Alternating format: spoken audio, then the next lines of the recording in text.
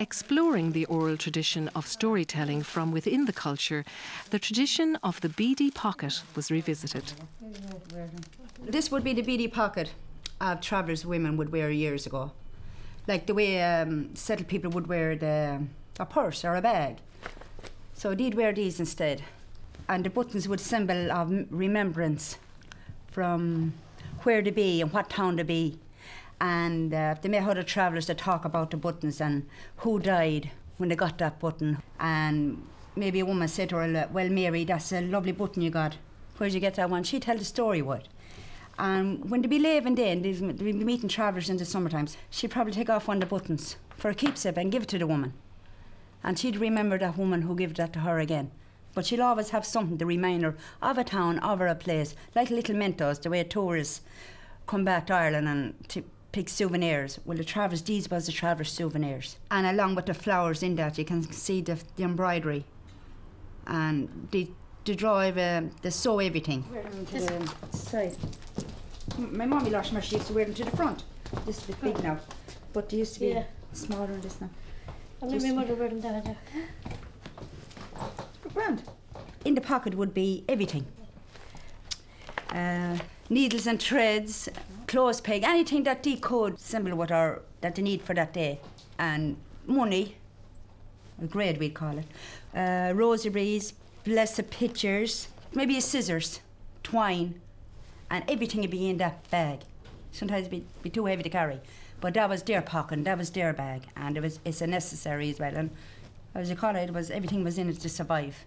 That's a lovely bag there, Liz, isn't it? That one there, because it's nice the way it's finished off with the green. Oh, that's lovely. There'd be many a story told in them buttons. I say that, yeah. That's what they would do originally. The tradition behind the beady pocket easily lent itself to the concept of the story bag. The process of developing the story bags was an inclusive one.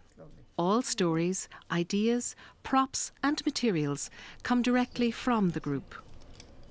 This is my own story stack that I made, and it is remembrance of a woman, and it's my uncle's wife, and her name is Winnie Cawley.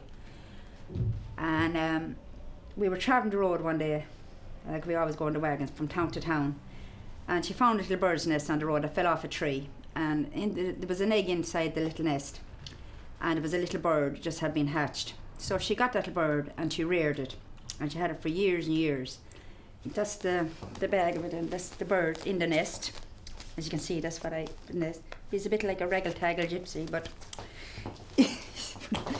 but everywhere we go and every time we travel, that bird would follow the wagon along, no matter how far we go, and he'd go off with his friends, but always end up coming wherever we went in the camps, and no matter where, in the evening time, anything.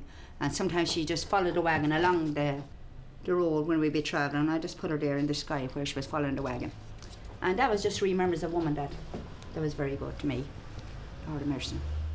The project's ethos organically encouraged self-development and self-improvement. It raised positive self-awareness of traveller culture and language within the group itself through the exploration and sharing of their stories.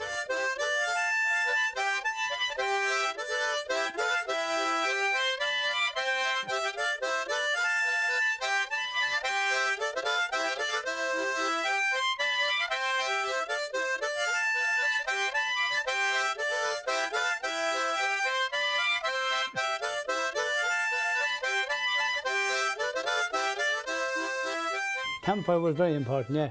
That's why I heard the old songs that time from the old people, my father and all my uncles and all that, you know, they'd have all good old songs, all the real old songs, you know.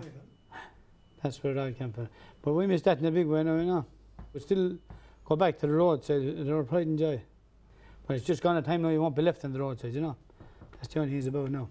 But they were the best times of the lot. Some stories recount the remarkable occupational versatility of travellers within a range of occupations that includes playing music, skilled wood and metalwork, chimney sweeping, harvesting, selling fruit, trading scrap, car and lorry dealing, shopkeeping, and making and selling paper flowers.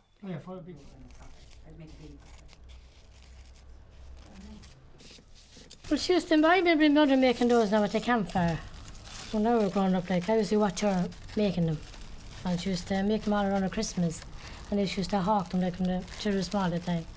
Time was hard at the time. So when I came in here then, I used to make them in here, and I learned Rosie how to make them. Yeah, so I learnt off Maggie here, like, she's my aunt, so, and she learnt off her mother, so she'd be my granny as well.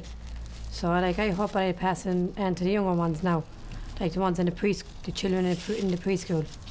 So I hope they can keep it going.